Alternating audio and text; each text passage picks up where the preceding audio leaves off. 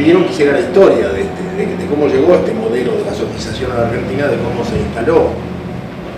Y seguramente a muchos los va a sorprender, son cosas realmente muy extraordinarias las que han ocurrido en la Argentina y de las que hemos sido testigos, porque el grupo se conformó en realidad dentro del Estado, casi todos éramos trabajadores del Estado, que en principio nos opusimos a la certificación de orgánicos, o sea, más que oponernos fuimos críticos al modo en que la agricultura orgánica, tanto de carne como de vegetales, se reglamentaba, ¿no? Incluso a mí el SENASA me encarga que establezca un proyecto de ley para certificar carne orgánica. Bueno, ahí empiezan nuestras dudas, ¿no? Si era necesario eso, y no entendíamos por qué, y cuando todavía estamos debatiendo este tema, se libera la primera soja transgénica.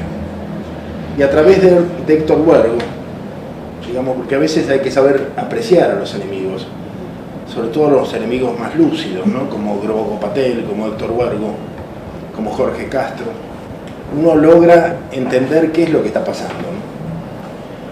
Y leyendo a Héctor Huergo, conversando con él, descubrimos que el modelo que se venía era un modelo de sojización, pero también con nichos de agricultura orgánica para mercados de alto poder adquisitivo como Alemania.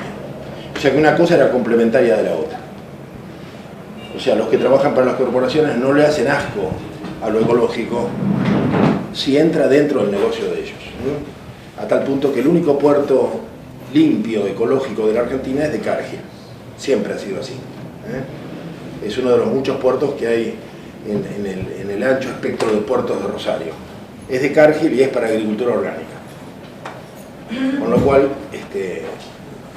a veces uno da un poco de pena a tantos compañeros cándidos que creen que solamente haciendo permacultura o agricultura orgánica van a combatir este modelo. Este modelo es demasiado perverso y en la Argentina sobra la gente buena, ¿no? Bueno, el tema, ojalá que ustedes me pudieran ayudar, porque muchas cosas no hemos logrado aclararlas.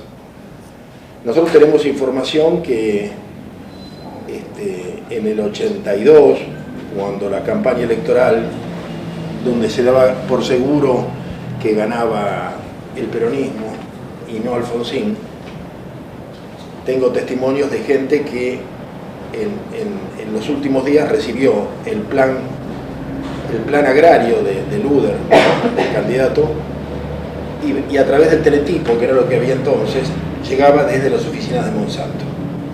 Bueno, yo creo que se podrá conseguir ese programa para saber cuál era la idea de Monsanto en el año 82, ¿no? Sería interesante para rastrear la idea de los que instalaron este modelo en la Argentina, donde la Argentina fue, y sobre todo la dirigencia política, muy pasiva. Es decir, todo esto fue un gran experimento, ¿no? Del cual fuimos objetos. Donde la deuda externa estuvo muy presente. Alfonsín se encuentra con una deuda que necesita, bueno, acá hay economistas que lo podrán explicar mejor, pero bueno, se encuentra con intereses de una deuda para lo que necesita divisas. Y en ese momento las divisas se conseguían solamente de los Estados Unidos o de Europa, ¿no? Tradicionalmente ha sido así. La Argentina tiene muchas relaciones sur-sur, inclusive sur-norte, que no implican manejo de divisas, sino trueques. Esto es común, ¿no? Con países como Egipto, como otros países de América Latina. Pero las divisas que se necesitaban estaban en Estados Unidos, que nunca fue un mercado comprador de la Argentina, porque en realidad producimos lo mismo: lácteos, carne de cordero, carne de vacuna, girasol, es decir, soja, maíz, trigo. Es decir, somos competidores naturales con los Estados Unidos en los mercados internacionales. Europa era la proveedora típica de nuestros alimentos, pero la democracia que viene después de la dictadura se encuentra con que Europa, o algunos países de Europa, tienen casi más carne que nosotros, y Europa está autosolucionando el problema alimentario, ¿no? Pero está con un problema. O sea, el fenómeno de la niña los ha dejado sin la anchoita, los cardúmenes que eran los que permitían el alimento balanceado con que se alimentaba gran parte del ganado, están necesitados de proteína vegetal. Además está todo el clima de la vaca loca, que crea mucha incertidumbre. Y entonces lo que Europa, a cambio de divisas, le pide a Alfonsín es que hagamos soja. Y así empezamos a hacer soja. La soja había llegado muchos años antes, ¿no? Dicen que en vida del viejo Perón, pero eran unas bolsas, no fue un experimento. Antes todavía, ¿no? Antes. Perdón que te interrumpa. Ayer en el programa de Montenegro pasaron un pedacito de Perón hablando acerca de la soya. La soya, claro. Como leguminosa se consideraba que era muy importante para que aportara nitrógeno al suelo, igual que la alfalfa, ¿no? Claro, esto se da en condiciones diferentes a las actuales. O sea, los nódulos, cuando muere la planta, esos nódulos que son como garbanzos negros o como lentejas negras, que en realidad son nódulos de bacterias que tienen nitrógeno, cuando muere se dispersan en el humus, ¿no? En la tierra. Pero bueno, eso requiere ciertos rhizobium, ciertas bacterias que toman nitrógeno, toda una serie de cosas que en los suelos que vamos a vivir luego hay muchas discusiones respecto a cómo se dan los fenómenos y cuál es el rol de la soja. Es decir, la soja llega a la Argentina como algo que va a enriquecer el suelo. Y hoy día la soja se sabe que es la que más se empobrece, porque no deja nada, no deja nutrientes, deja, como dijo alguien, el esqueleto del suelo. Hasta el punto que estamos en plena crisis y hay muchos campos que no se han podido arrendar y hay algunas empresas grandes que están haciendo experiencias de fertilización. Nos enteramos, una cosa bastante reservada en Córdoba, una gran corporación trabajando sobre 30.000 hectáreas tratando de recuperarlas porque están muy mal. Mal de materia orgánica y mal de fósforo. Muy complicado el tema de los suelos. A la gente del INTA que han venido anticipando la crisis de la Argentina en cuanto a suelos, la crisis edafológica, los han mandado callar. Hace muchos años que el ingeniero Casas no habla más. Le dijeron que no haga más entrevistas. En los últimos tiempos hubo 2 o 3 advertencias fuertes de alguna gente del INTA de otro nivel que yo pienso que es más bien para lavarse las manos, para decir, no lavarse las manos, sino no hacerse cargo de la catástrofe que viene. Es decir, nosotros lo dijimos, ¿no? Pero la dirigencia política no ha hecho, el gobierno no ha hecho caso. Es muy difícil bajarse de la vaca lechera esta, ¿no? En muchos países este tipo de planes, este tipo de modelos han sido instalados por las corporaciones, concretamente por Monsanto, a través de lo que se llaman las puertas giratorias, o sea, el ejecutivo, un tipo de secretario de Agricultura, después es ejecutivo de Monsanto, después vuelve, es ejecutivo del SENASA, ese tipo de cosas serían habituales en otros países. En la Argentina no fue necesario. Este es un tema que a lo mejor los puede sorprender. O sea, acá fueron sectores de izquierda los que instalaron el modelo. Y hoy hay un libro muy a favor de los transgénicos de un tal Pellegrini, de la Universidad de Quilmes, que acaba de salir, creo que es Pablo Pellegrini, que se reivindica marxista-leninista, se supone que es del Partido Comunista, que él, o proviene del Partido Comunista, y él admite que fueron sectores progresistas los que instalaron este modelo. Con lo cual intenta dejar, como parte de toda esta izquierda kirchnerista que está tratando de darse forma en estos días y ganando terreno ante el cambio del año próximo, lo que no lo dice, pero uno supone que lo que quiere decir es que si la izquierda kirchnerista quisiera, podría desembarazarse de Monsanto y hacer lo mismo. Lo que ellos llaman la biotecnología nacional. Bueno, este es uno de los relatos que circulan como parte de la izquierda en el gobierno, ¿no?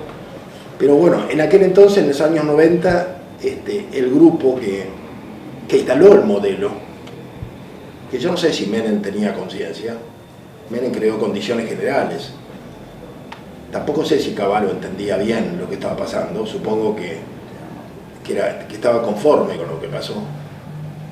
Pero bueno, ustedes saben, Solanas, ¿cómo se llama? Felipe Solá. Solá. Felipe Solá venía del FIP.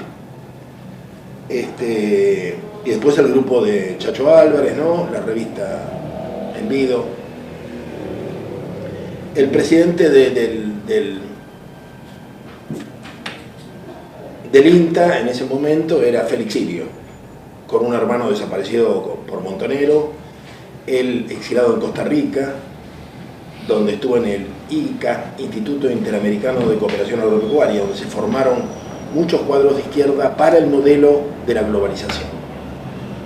O sea, mucha gente, muchos uruguayos Tupamaro, muchos argentinos Montonero, se formaron ahí y volvieron con estas ideas de la gran escala y el desarrollo de las fuerzas productivas.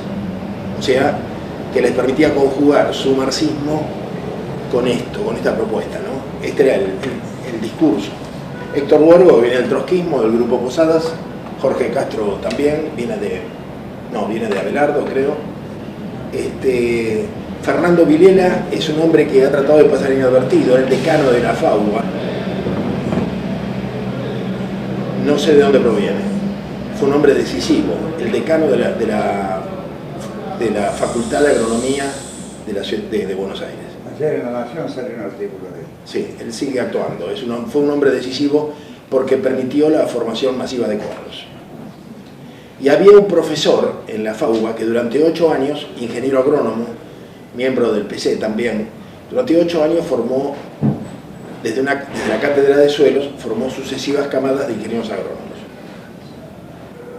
Y de todo este grupo, yo creo que es el que más se destacó por pasar de lo académico a lo empresario, que es Gustavo Grobocopatel, uno de los más lúcidos de todo este equipo.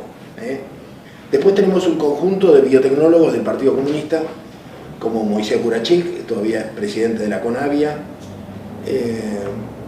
Esteban Hop, que era el jefe del Instituto de Biotecnología del INTA, también fue asesor en la época de la Rúa, del ministro de Economía, un tal Levin, que manejaba, creo que murió, que manejaba el CONICET, también del PC, y fundamentalmente Menta Berry también del PC.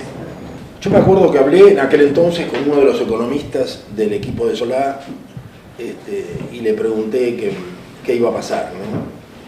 Él me dijo, van a quedar de 500 para abajo, de 500 hectáreas para abajo no va a quedar nadie, excepto los que tienen 10 hectáreas, 10, 5. Y le pregunté por qué van a quedar los de 10 o los de 5 y no los de 80, 100. Y me dijo porque los que tienen 5 o 10 hectáreas hacen policultivos. El tema era el monocultivo. O sea, ¿se entiende? O sea, y aquí viene la culpa del INTA, que es la institución clave para promover este modelo de la dependencia colonial. El INTA nunca tuvo un proyecto para el pequeño y mediano productor. Siempre inculcó en el pequeño y mediano seguir las reglas del grande.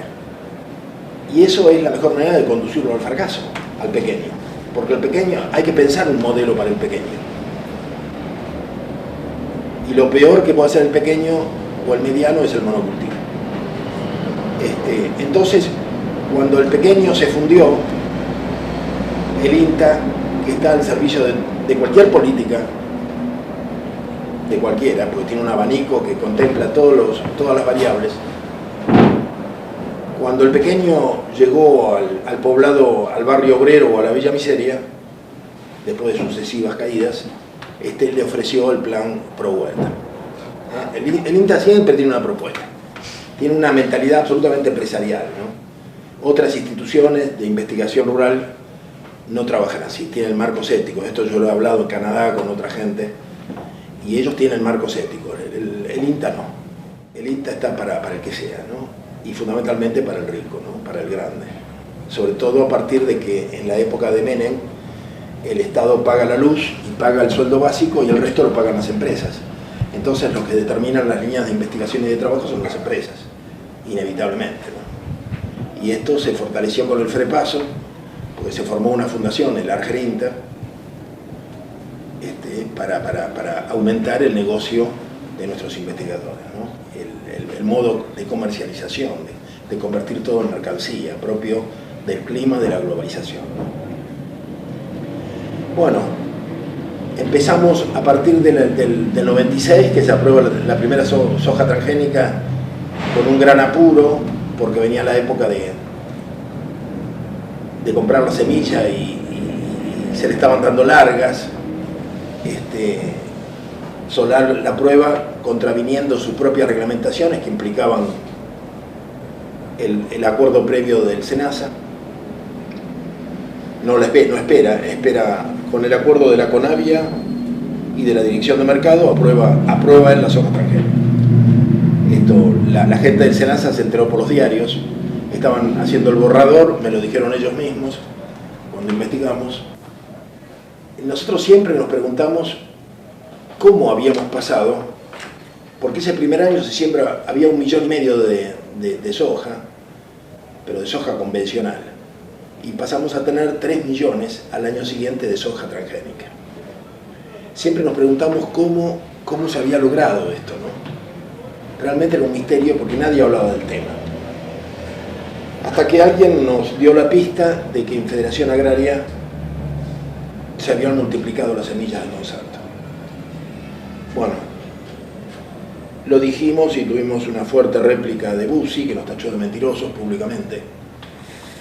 Entonces, con la sangre en el ojo, lo que hicimos fue ir a Rosario, a la biblioteca del INTA, y tuvimos suerte porque había una vieja bibliotecaria que nos guió hasta encontrar la fuente, ¿no? La semilla de Monsanto se multiplicó en ese primer año, suponemos que en Campos de Córdoba, y se le llamó, está la publicidad, se llama AFA INTA. O sea, no fue Federación Agraria, sino AFA, o sea, ¿qué significa? Agricultores Federados Argentinos, que es parte de Federación Agraria.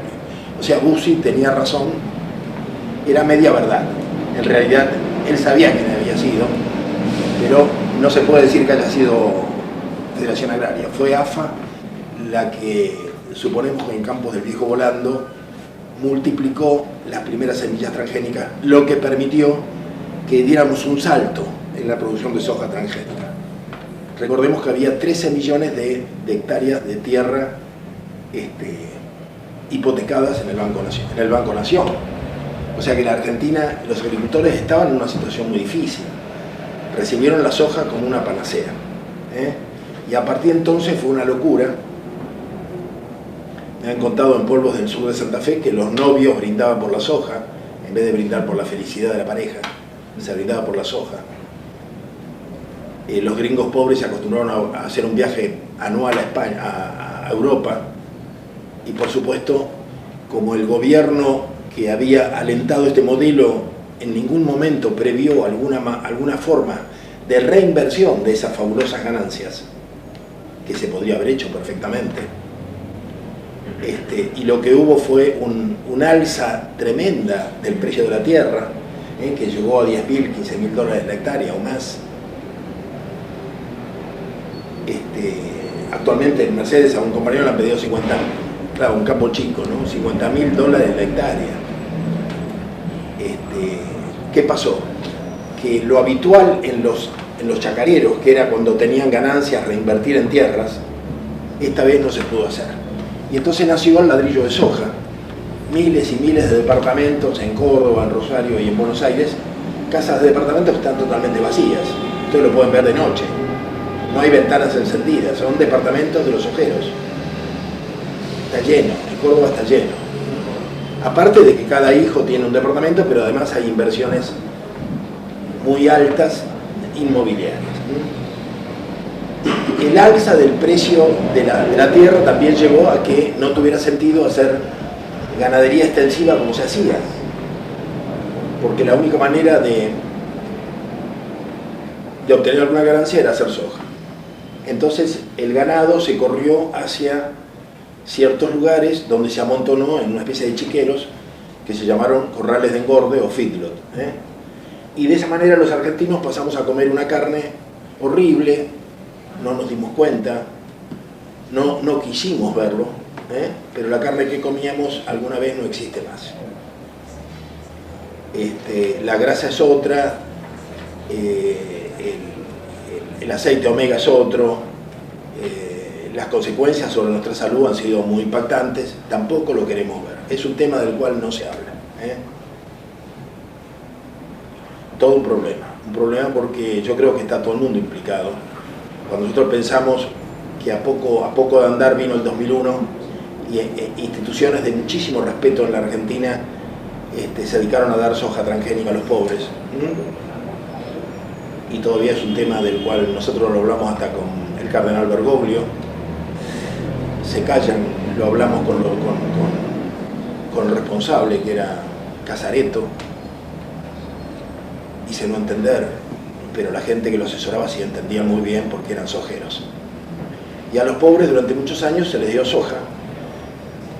Enseñaba a usar la soja Margarita de la esquina de las Flores, pagada por los sojeros, también se hace la boluda. Luis Delía daba cursos en La Matanza para que los pobres comieran soja transgénica. Y por supuesto este gobierno va a pasar a la historia por haberle dado derechos y calificar a diversas minorías sexuales y de identidad. Era previsible. La Argentina es probable que no vuelva a ser nunca lo que era, porque la soja tiene hormonas muy fuertes, tiene fitohormonas muy fuertes. Por eso se la daban a las mujeres en el momento de la menopausia, justamente porque tiene hormonas femeninas.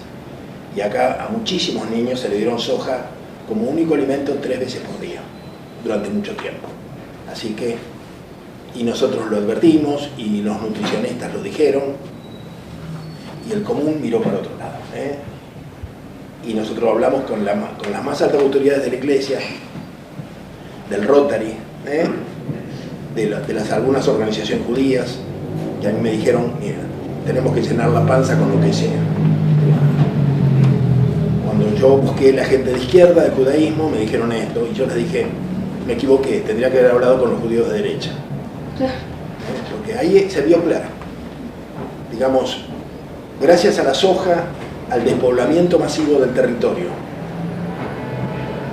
y al desplazamiento de millones de personas de la Argentina y de los países limítrofes hacia las periferias urbanas de pobreza, muchos grupos de izquierda que siempre habían estado solos empezaron a tener multitudes detrás de ellos. Así que todos están agradecidos a este modelo, en ese sentido. Y hoy algunos han llegado al Parlamento, que jamás habrían llegado de otra manera, si no hubiese sido por la soja. Por los comedores todavía la gente va a los actos y pasan lista, y ustedes lo saben, porque alguna vez han convivido con barrios de pie, y bueno, se pasa lista.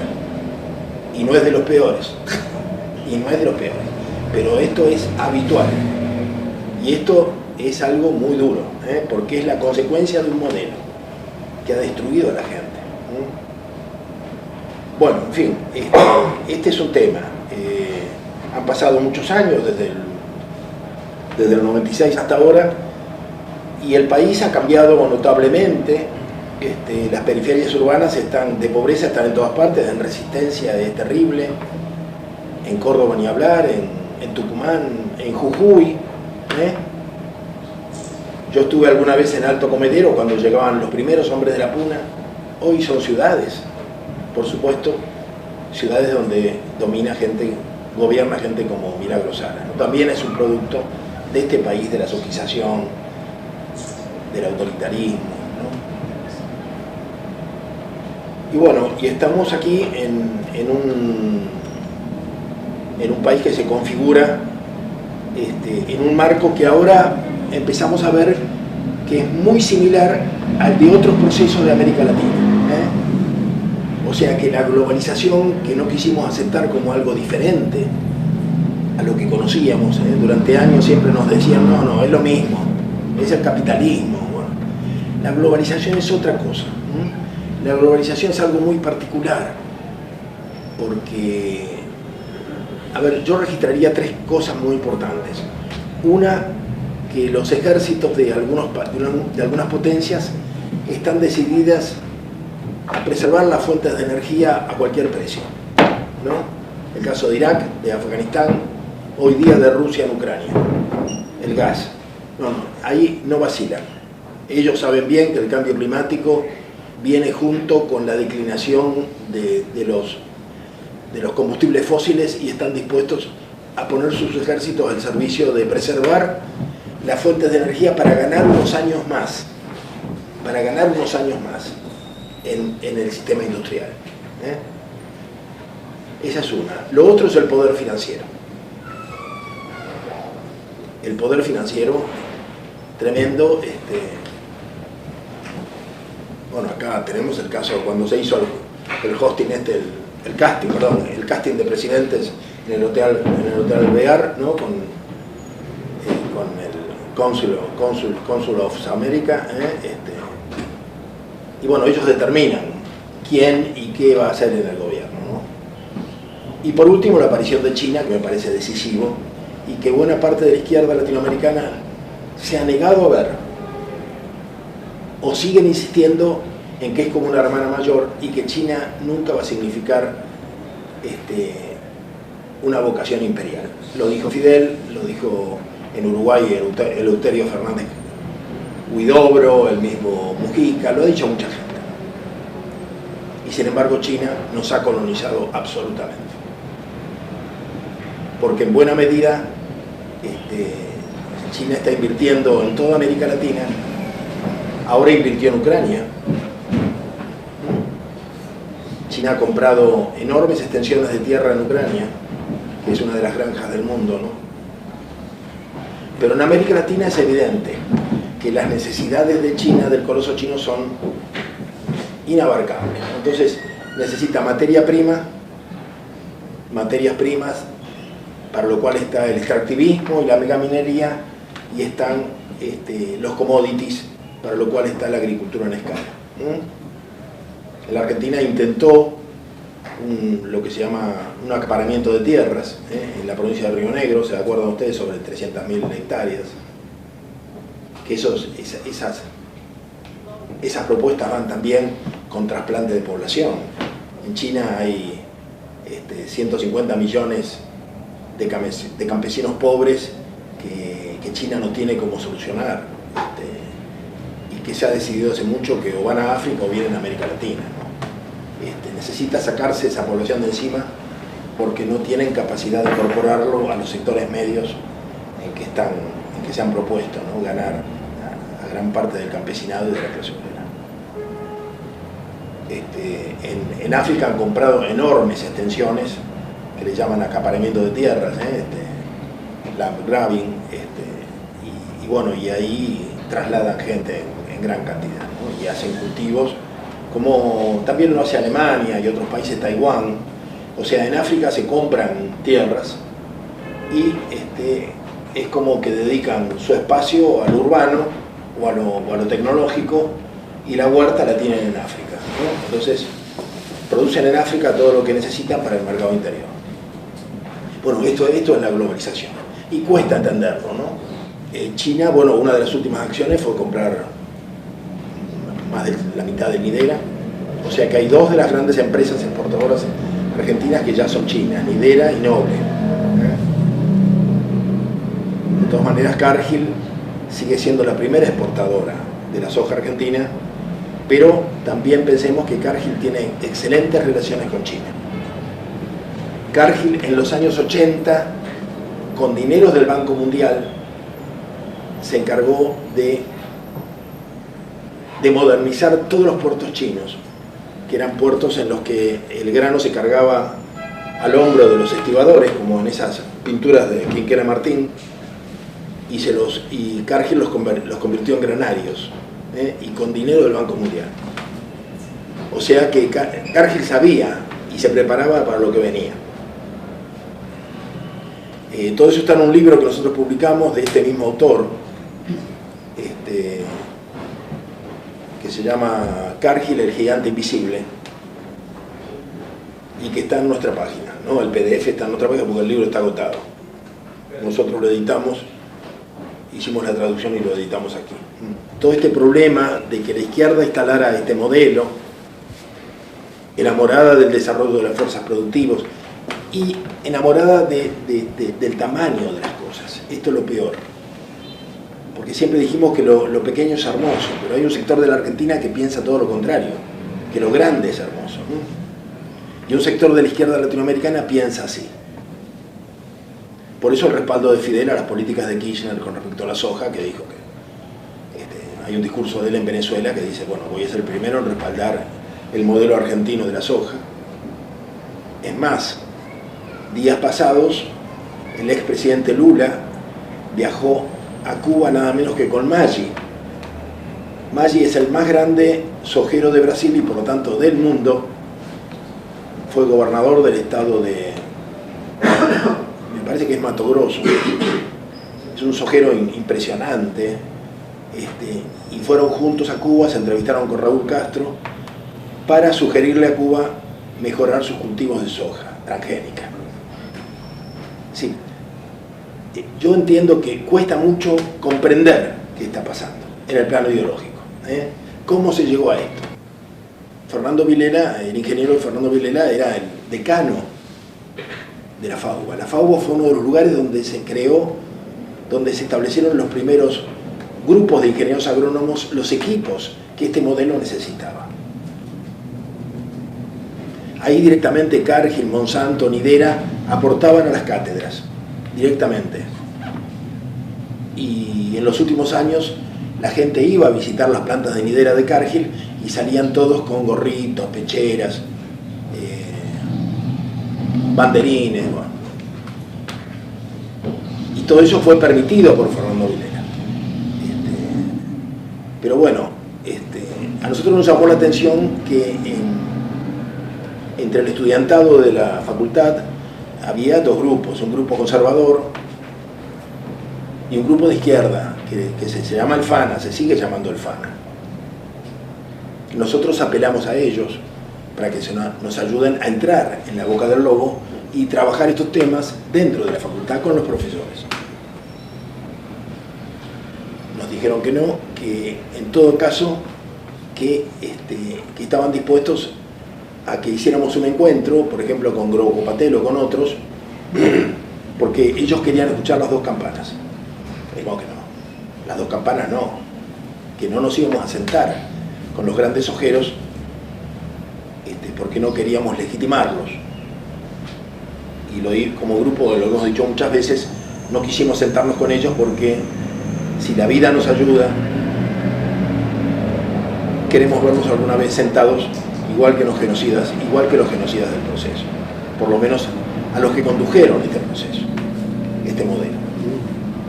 Y por eso no vamos a dialogar, porque sería una falta de moral debatir con ellos en una mesa y luego algún día acusarlos ante los tribunales de justicia, ¿no? Pero bueno, se molestaron mucho, nos agredieron. Estoy hablando de un sector que trabajaba con el Frente Darío Santillán, trabajaba con el Mocase santiagueño y en la facultad se dedicaban fundamentalmente a vender miel del bosque, de los bosques de Santiago del Estero. Gente de izquierda que estudiaban el marxismo-leninismo con Walter, ahora se me da el apellido,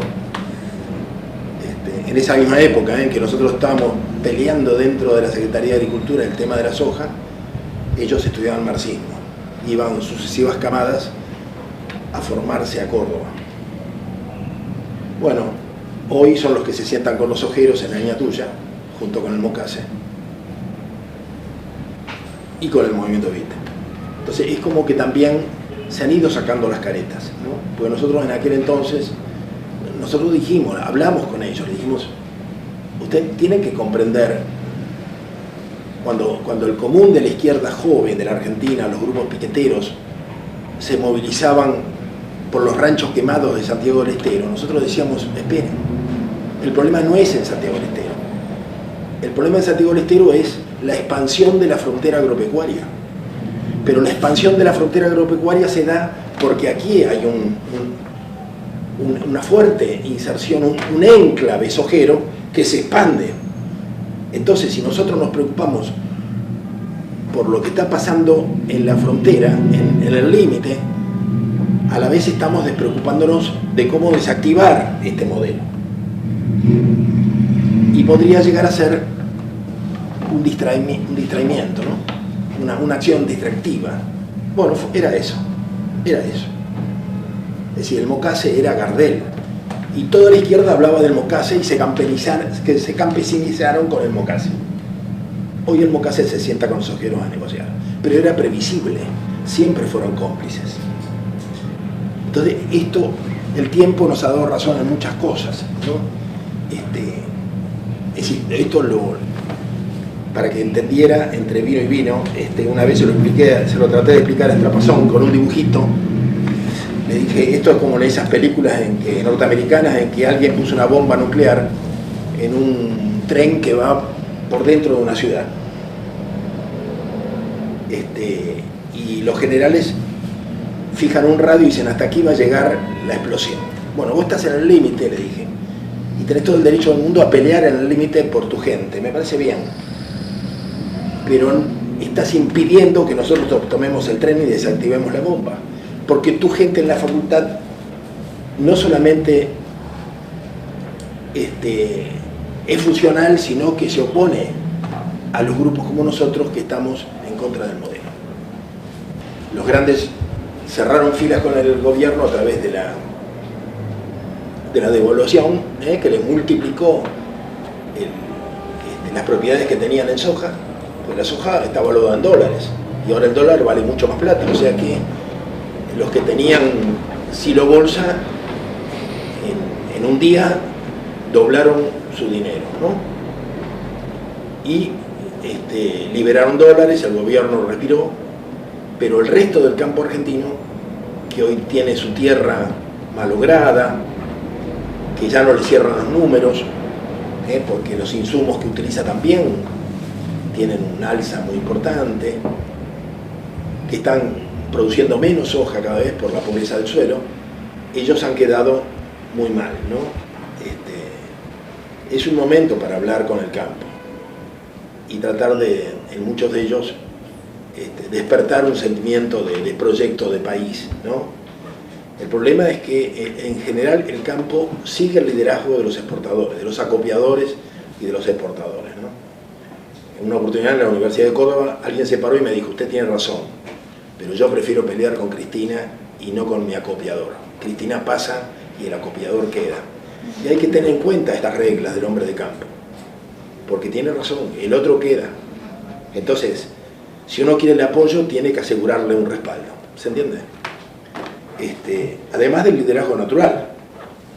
Yo contaba el otro día en una fiesta familiar, un pariente mío, que yo sé que es ojero, lo escucho que estaba hablando en contra del IVA, que le sacan el IVA, lo injusto que es que le sacan el 27%. Claro, es una barbaridad, el 27%.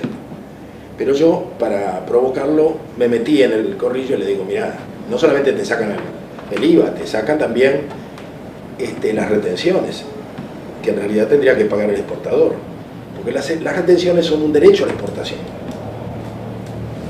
y las paga el productor. Entonces él se da vuelta y me dice, no, yo no pago las retenciones. Y me aclara, a mí me las descuentan del precio.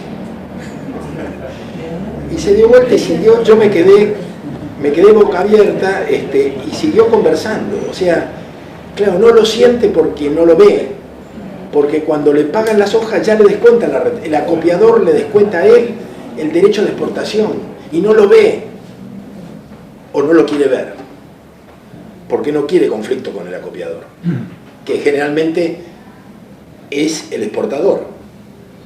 Esto también es nuevo en la Argentina, que uno va recorriendo el país y encuentra Bunge por todas partes, pero Bunge es un exportador, pero también acopia. Entonces es mucho más difícil dar la pelea con el acopiador, no es el turco de antes, ¿se entiende? Entonces hay que entender también las debilidades del campo argentino y por otra parte, no todos son iguales.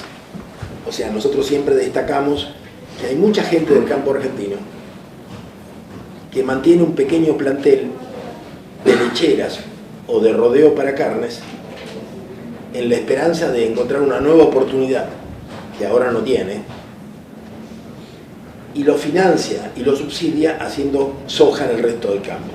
Entonces, a ese tipo habría que premiarlo en realidad, porque ese tipo está apostando a una Argentina futura donde pueda volver a hacer carne o leche. Le da no sé qué desprenderse de las últimas lecheras que tiene, que heredó de su padre o de su abuelo, ¿se entiende? Ha ido sacrificando todas las lecheras, se quedó con las mejores. Y esas pocas las mantiene haciendo soja. Entonces, tampoco se puede generalizar y decir todos los sojeros son iguales, porque hay algunos que con la soja están financiando la esperanza de un campo diferente, ¿no? En fin, es como que es complicado esto. Y es que es necesario entender cómo se manejó esto y cómo la Argentina fue fruto de una gran conspiración. Y se fueron perdiendo las batallas porque la soja no había con qué darle. O sea, con el precio que tuvo y la cantidad de millones de hectáreas comprometidas que había con el Banco Nación, la gente de campo vio la soja como una panacea, ¿no? Como una panacea que lo sacó de la pobreza, les permitió comprar cosas que jamás habían imaginado. Pero, por supuesto, ahí viene un encadenamiento de cosas, ¿no? ¿Cómo se festeja? ¿Cómo festejan el precio de la soja los chacareros en Rosario? Bueno, nacen los prostíbulos de lujo. Cuando nacen los prostíbulos de lujo, empieza a morir, bueno, es cuando matan a la líder de las prostitutas de la calle. O sea, va todo junto, ¿se dan cuenta? Porque ahí hay una lucha por la prostitución, porque de pronto hay un sector con alto poder adquisitivo que necesita mujeres. Se establecen, en medio de zonas sojeras, se establecen prostíbulos, un caso famoso, las chicas las tenían encadenadas, por supuesto con todo el respaldo de la policía. Bueno,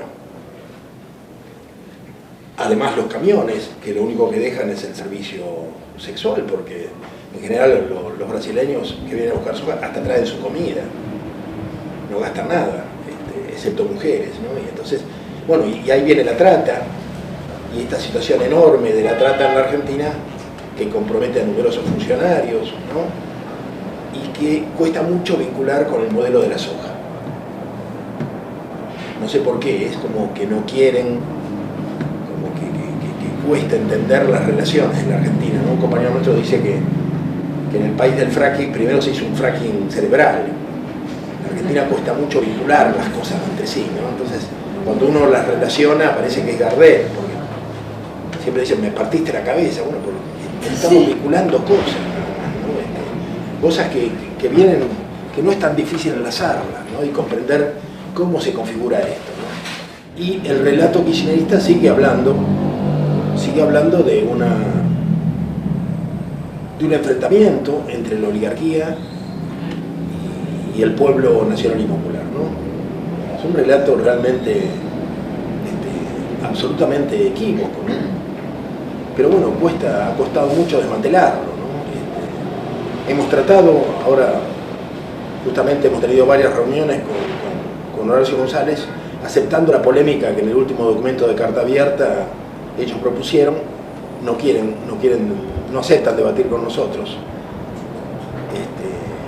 Y ha habido varias reuniones y nos dicen que lo que pasa es que coinciden con casi todo, pero no coinciden con el énfasis. Parece que es una cosa de loco, ¿viste? Que Horacio González diga que coincide con nosotros, pero que si dice eso no podría ser el director de la biblioteca. Bueno, cosas así, ¿no? O sea que cuando uno los toma en privado, no pierden todo ese valor, esa seguridad que tenían, y empiezan a reconocer que esto es un desastre, pero que no hay una alternativa, que la correlación de fuerzas no es lo suficiente, o sea que si apoyáramos más a Cristina, a lo mejor ella se anima a romper con Monsanto. Pero escuchá, si la primera que festejó la llegada de Monsanto fue Cristina. Bueno, no sé, están atrapados, realmente están atrapados, no creo que puedan salir. Además, si sacan las retenciones de la soja. permiten que las retenciones las siga pagando el pequeño productor. Que sería eso una manera de liberarlo si nosotros los obligáramos, incluso sin tocar el modelo de la soja. Es decir, bueno, a partir de ahora el precio es el precio y el derecho a la exportación lo paga el exportador, que un gobierno, ya cambiamos el tablero, cambiamos las leyes de juego, con esa sola medida. Porque modificamos los liderazgos, ¿no? Pero bueno, da la impresión que el gobierno cerró filas con los exportadores. En el terreno ideológico, porque todo esto tiene consecuencias muy grandes en el terreno ideológico, de manera histórica, lo que fue la izquierda en la Argentina y en América Latina, sobre todo a partir del paradigma castrista, guevarista, ha llegado una encerrona. Muchos de los antiguos líderes, incluso militantes que estuvieron en la cárcel, hoy están en el gobierno, son funcionarios del gobierno, ¿no? En el caso de Uruguay es muy evidente, en el caso de Bolivia también. Entonces, bueno, ahí da la impresión, uno a veces se pregunta, pero ¿era esto lo que nos proponíamos? No, no era esto. El socialismo del siglo XXI es una payasada, no es serio. Todos hablan de esto, el socialismo del siglo XXI, pero bueno, parece que va con fracking, con soja transgénica, con pérdida de la soberanía alimentaria. Ellos dicen que no, que tienen seguridad alimentaria porque el gobierno compra todo lo que necesita, pero no es lo mismo, no estamos hablando de, no es lo mismo tener soberanía alimentaria que tener seguridad. La seguridad es una promesa estatal, o sea, es un compromiso año tras año de comprar en el exterior todo lo que el pueblo come. Eso puede cambiar. En cambio, la soberanía alimentaria que se da a través de mercados locales, beneficiando una canasta de calidad según los gustos de la gente y según los patrimonios alimentarios de la gente, es otra cosa absolutamente. Esto ha habido fuertes discusiones en otra época entre José Bové y Fidel Castro, y Fidel no lo quiso entender, y de hecho, bueno, Cuba no ha podido resolver el tema de los alimentos, Venezuela no ha podido resolverlo después de tantos años. Evidentemente que, digamos, en las primacías de su agenda ideológica no es importante. Mientras que todo el mundo antiglobal sí considera que es muy importante la comida, que la comida es lo primero. Entonces, que tendríamos que tener mercados de cercanías, que yo no necesito certificaciones, lo que necesito es verle la cara al otro y preguntarle, ¿cómo hiciste estos puerros? Como alguna vez lo vimos en un mercado de Canadá, había un cartel que no entendíamos, me acuerdo que tenía libre, decía algo de bichos, de insectos, y no entendíamos. Entonces preguntamos, ¿pero qué es esto? No, entonces nos explicó, esta verdura está producida con trampas de feromonas para insectos. O sea, no nos dijo que no tenía agrotóxicos, pero se sobreentiende que si él pone trampas para insectos, está disminuyendo muchísimo la plaga. No es biológico, no es sin agrotóxicos tampoco, pero me da la certeza, si él pone trampas, casi no debe tener problemas. ¿Se entiende? Entonces, es esa honestidad, decir yo hago tal cosa, bueno, pero eso se obtiene en el diálogo, sobre todo porque la persona que nosotros hablamos, pero vos sos productor, no, yo soy el sobrino. Y si son familias que ponen en el mercado a uno de sus miembros, ¿no? Entonces, bueno, eso que alguna vez en la Argentina lo conocimos, poder hablar con el otro, con el productor, hoy en Argentina se ha perdido totalmente. Y tenemos esta cosa de que cada vez más nos convencemos de que se compra en shopping, en supermercados, se pierde el pequeño comercio, ¿no? No hay puestos de ferias como en Brasil, o puntos de feria, porque a veces en Brasil en una esquina hay 2 o 3 puestos. No, en la Argentina cada vez menos, ¿no? Creo que una de las pocas provincias que tiene aceptadas las ferias, la feria de productores, quiero decir, ¿no? Es Misiones, pero después cuesta mucho, ¿no? Incluso porque al no haber ferias tampoco hay aliento para el pequeño productor. tampoco hay un estímulo para que trabaje sobre la calidad. Y a propósito de esto, yo lo que quisiera enfatizar esto, cuando yo hablo de ese país laboratorio donde nos cambiaron, lo que pasó a finales de los 90 con la soja, en realidad fue que nos cambiaron el paradigma de la calidad por el paradigma de la cantidad. Y no nos rebelamos. O sea, la Argentina siempre fue un país que optó, que prefirió la calidad en todo. En todo. Siempre teníamos lo mejor. El mejor maíz, el mejor trigo, la mejor carne, las mejores herramientas. Siempre fue lo mejor, ¿no? El mejor avión. Es decir, pero esto era un paradigma, ¿no? De los que todos compartíamos. Es el país donde mejor se come, es el país donde mejor cosas hay. Bueno, esto se perdió totalmente, ¿no? Pasamos a la comida chatarra, pero pasamos a la cantidad en todo, porque, bueno, hoy las aceitunas pasaron a hacerse en vez de hacerse con sal y con tiempo, se hacen con soda cáustica, bueno, todo. El vino pasó a bodegas no de roble, sino de acero inoxidable, con termostatos que fijan la temperatura, todo, y no nos dimos cuenta, porque no fue solamente la soja imprimió un paradigma de cantidad y de baja calidad a todo lo que producimos. O sea, todo se comoditizó, se hizo commodity. O sea, commodity es algo que no tiene un valor añadido, es algo que tiene un precio internacional, ¿no? Y bueno, y la Argentina perdió muchos de los valores, yo no sé si se podrán recuperar, ¿no? Porque también la gente que sabía hacer calidad ha ido envejeciendo en la desesperanza, ¿no? Y ese obrero argentino tan codiciado en todos los países porque solucionaba cualquier problema con alambre y con saliva, hoy no existe más, ¿no? En fin, lo que estamos pagando ahora es la segunda o tercera generación de la privatización de Menem. La ruptura de las familias, esas familias que ni siquiera tenían mesa porque no comían juntos, comían todos en comedores. Bueno, los hijos son los que están robando hoy y no tienen mucha alternativa. Nosotros leemos, como diario de izquierda, leemos Le Monde Diplomatique en la Argentina. Es un diario del sistema, es una revista de la soja. Bueno, este chico sobreviviente de la noche de los lápices, no me acuerdo ahora el nombre, Pablo Díaz es uno de la mano derecha de Milling, es uno de los ejecutivos bueno, y si podemos contar pero centenares de nombres de compañeros que ahora están al frente de empresas, de grandes capitales, en fin, y que además nos hablan de la oligarquía vacuna. Yo digo, ¿qué oligarquía vacuna? No existe más. La sociedad rural le ofreció un puesto a Grobocomatel, Grobocomatel se lo rechazó. No le interesa ser miembro de la sociedad rural.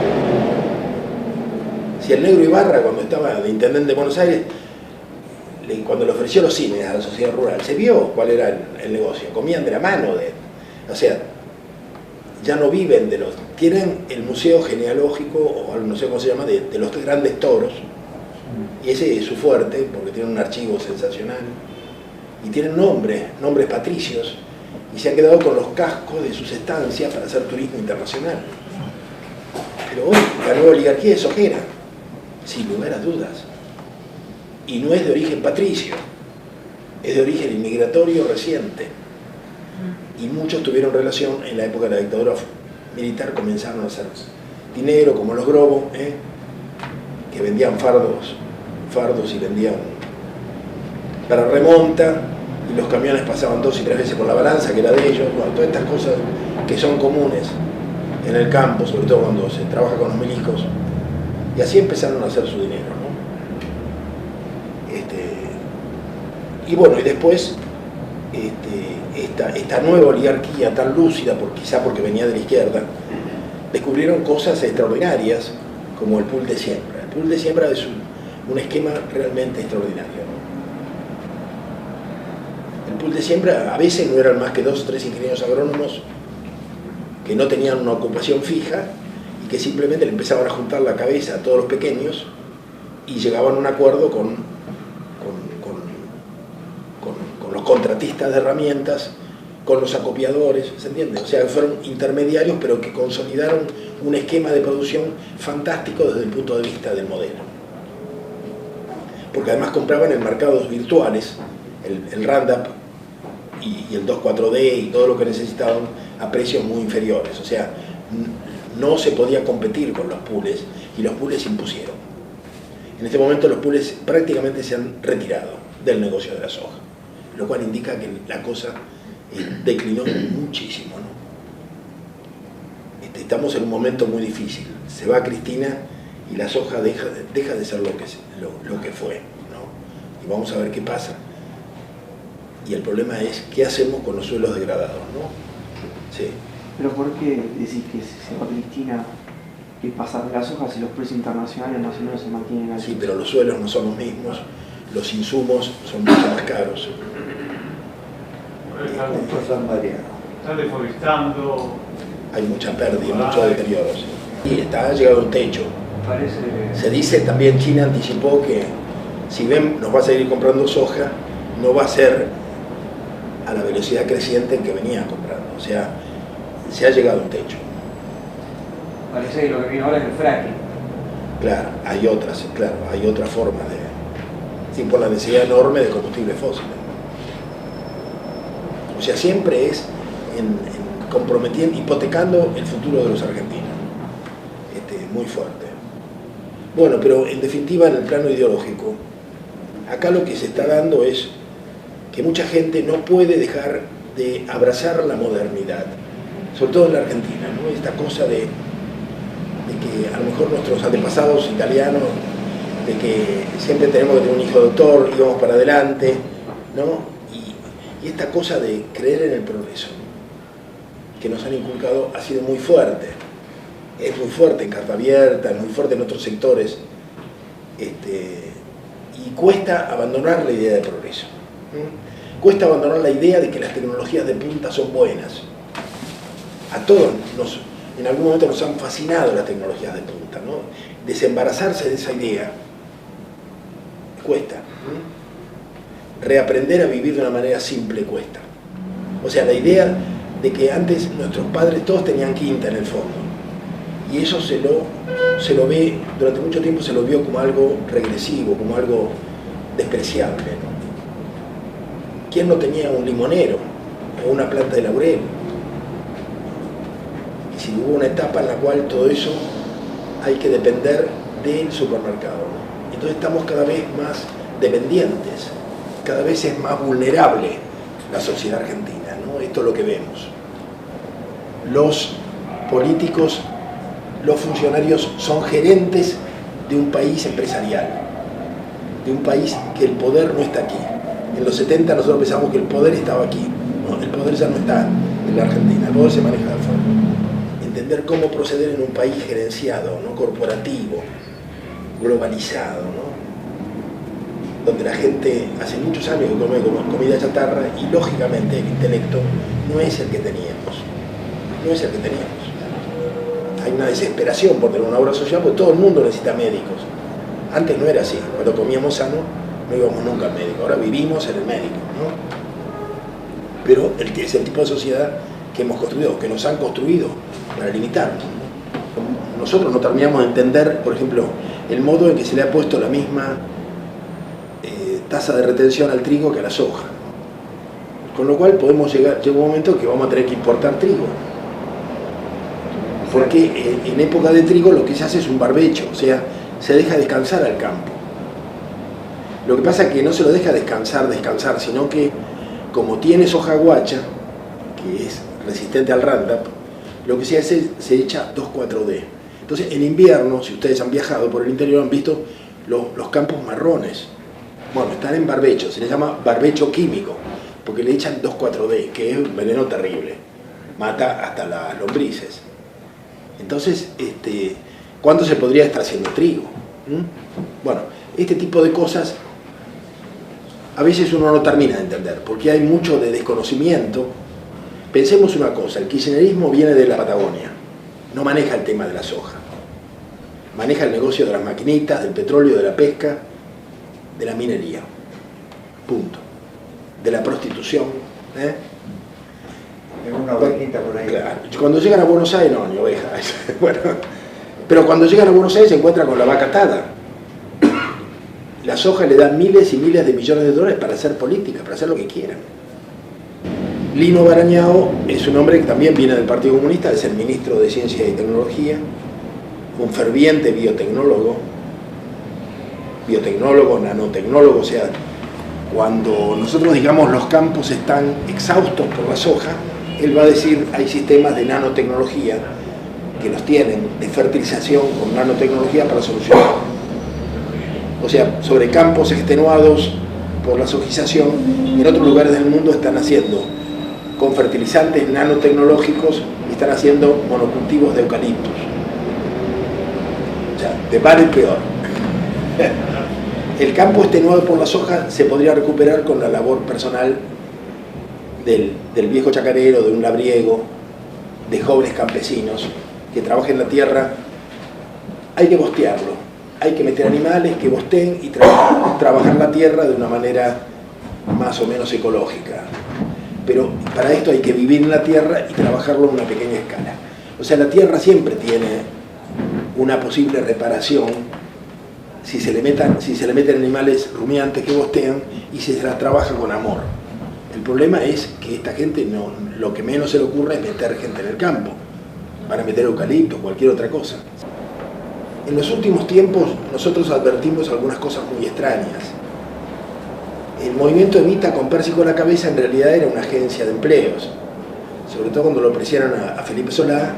Felipe Solá lo nombra en el gabinete a Pérsico y Pérsico empieza a nombrar gente a lo loco y ahí lo incorpora el Chino Navarro, que es otro personaje siniestro, y ahí se forma una dupla de abuso de gente, que digamos que asegura puestos. Hay un momento en que eso cambia. Hace poco tiempo alguien que planifica cosas y que no sabemos quién es, ha determinado, quizá ante el fracaso de la Cámpora, que el movimiento Evita pase al frente. Entonces hay gente ahora muy capaz que la conduce, como el profesor Enrique Martínez, como Jorge Tayana, muchas veces aparece Zaffaroni también. Y lo último es que el MOCASE y la Vía Campesina Argentina, o sea, el MNCI, se presentan como la rama campesina del movimiento Evita. Entonces, parece ser bastante serio esto que están armando, bastante serio y siniestro, porque coincide con lo que usted me dice, ¿no? de armar un centro en Santiago del Estero, que es el interés que ellos tienen en esa provincia. Están armando una universidad campesina en Ojo de Agua, de la cual sería rector Estrapazón. Esto es sorprendente, pero bueno, él se titula rector. Es una maravilla. Este país da para todo, ¿no? Realmente da para todo. Y la salida al Pacífico, que sería directamente en beneficio de los chinos, ¿no? Si no me equivoco, está en manos de Urnequian, que trabaja con los chinos. Urnequian y de Franco Macri. Y de Franco Macri, que trabajan con los chinos. Como era muy costoso trasladar las vacas argentinas a China, llevan los óvulos en tarros de nitrógeno líquido, llevan los óvulos y los siembran en vacas chinas. Y le dan todo el conocimiento para... O sea que están reproduciendo tambos argentinos en China, con muy poco dinero de los chinos, además. O sea, sencillamente trabajan para los chinos, ¿no? Abiertamente, sí. O sea que es muy terrible, ¿no? Y no terminamos de identificar a China como un problema. No solamente están cooptando al movimiento campesino, que ya lo han cooptado, y están armando otras cosas, como ser un centro en Santiago del Estero, que evidentemente con el MOCASE a la cabeza.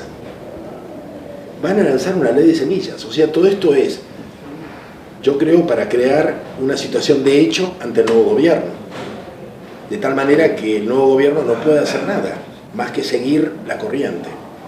O sea, el nuevo gobierno incluso es probable que tenga que decirle al ministro de Agricultura y el de Ciencia y Biotecnología Bueno, ustedes siguen.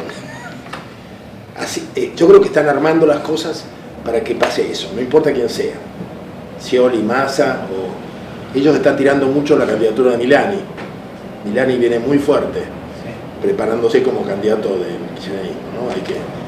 Monsanto está empujando proyectos de ley en varios lugares de América Latina, incluso en Venezuela. Hay una gran controversia por este tema, que se paró ahora por todos estos problemas políticos, y todas incluyen fundamentalmente la ley de patentes, que la Argentina todavía no reconoce. La Argentina reconoce los beneficios, la necesidad de beneficiar al obtentor, al mejorador, pero no la ley de patentes, o sea, permanece el derecho del agricultor a hacer su propia semilla, que en el caso de la soja es importante porque simplemente una parte de la cosecha la guarda como semilla. En el caso del maíz, es diferente, porque el maíz que hace Monsanto es híbrido, o sea que si te lo quedas te va a salir uno alto, uno bajo, de todo, porque no es reproducible. Se puede reproducir. De hecho, estamos viendo ahora que la gente sabe poco de todo esto. Estábamos recorriendo los valles de Tras la Sierra y el zapallo este año se le ha mezclado a todo el mundo. Te sale cualquier cosa. ¿Por qué? Porque la gente ha plantado semillas híbridas y se han mezclado las variedades. Te estoy hablando incluso de pequeños productores preocupados por la agroecología, tienen todo mezclado. Yo también lo tengo en casa. Quizás te pueda aportar algo. Cuando vos ves en la feria, cuando ves esos zapallos, esos anquitos, que uno parece una banana, el otro medio redondo, y eso porque plantó la semilla híbrida. Es decir, porque el híbrido es para una sola oportunidad. Entonces ahí, en realidad, muchas veces nos preguntamos, porque aquí hay mucho misterio, nos preguntamos hasta dónde Monsanto quiere la ley de patentes, si está vendiendo híbridos. El productor tiene que ir cada año y comprarle. No necesita la patente. ¿Se Porque ya entiende? retiene con la semilla. ¿Cómo? Porque ya retiene con la semilla, con la semilla si no tornás una vez. Claro. Para que ir una patente ya la semilla... Claro, si vos se la tenés que comprar cada año. Nosotros particularmente consideramos, lo hemos discutido bastante con Carrasco, con otros compañeros, en general nos inclinamos a pensar que es una pelea que no se puede ganar en discusiones científicas, ¿se entiende? Porque siempre va a salir un libro que dice otra cosa, bueno. Pero en líneas generales lo que consideramos nosotros que la transgenia es producto de tesis y de pensamientos que había en los años 80, donde la genética tenía una mirada bastante mecánica y se imaginaban el ADN como una pila de cubos de colores, digamos. Un cubo de colores, yo puedo meterle otro cubo aquí y cambio los colores, bueno, o saco un cubo de aquí y lo pongo en otro lado, bueno, esto. Con esa idea se comenzó a hacer transgenia. En los años 80, han pasado 30 años. Hoy, en los principales centros de investigación, tiene una primacía, una genética evolutiva, que si bien no descarta esto, dice muchas veces es mucho más importante que la característica del gen, las relaciones que tiene con los genes vecinos, además del medio ambiente. Entonces, lo que me dicen algunos científicos, la teoría en que se basan los transgénicos está obsoleta, es anacrónica y ya no corresponde. Ahora, el mundo se llenó de transgénicos y nadie sabe dónde cayó el transgén de la soja, porque no hay dos semillas iguales, porque son bombardeadas con partículas de oro a través de un microcañón y no se lo ve con el ojo humano. Entonces no se sabe en qué lugar del ADN cayó el transgén. Y por eso estamos en la etapa de la absoluta incertidumbre.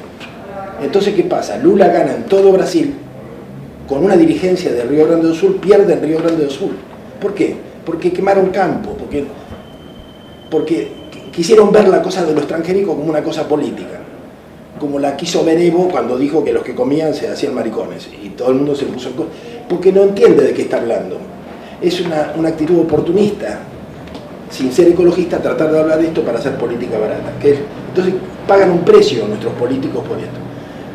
¿Qué pasa? Lula se encuentra con una ley que prohíbe los transgénicos y tiene 40 millones de toneladas de soja transgénica.